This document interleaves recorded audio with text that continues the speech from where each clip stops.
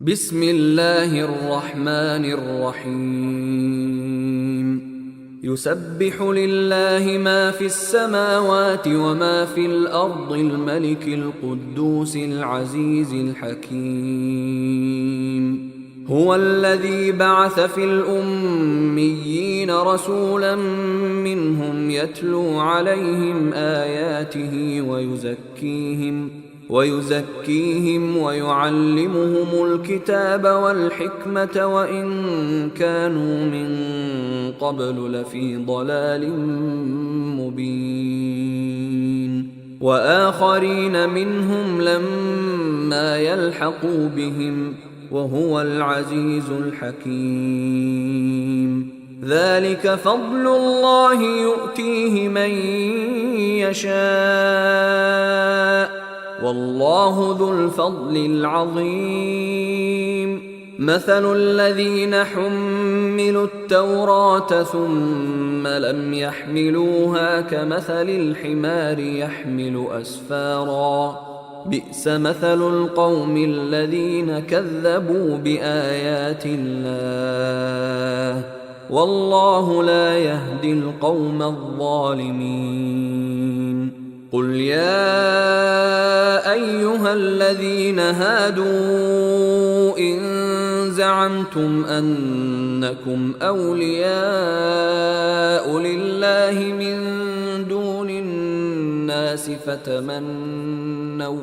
فتمنوا الموت إن كنتم صادقين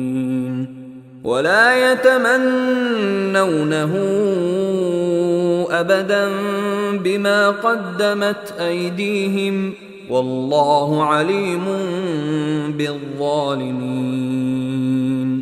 قل إن الموت الذي تفرون منه فإنه ملاقيكم ثم تردون إلى عالم الغيب والشهادة فينبئكم بما كنتم تعملون يا أيها الذين آمنوا إذا نودي للصلاة من يوم الجمعة فاسعوا إلى ذكر الله وذروا البيع ذلكم خير لكم إن كنتم تعلمون فإذا قضيت الصلاة فانتشروا في الأرض وابتغوا من فضل الله واذكروا الله كثيرا لعلكم تفلحون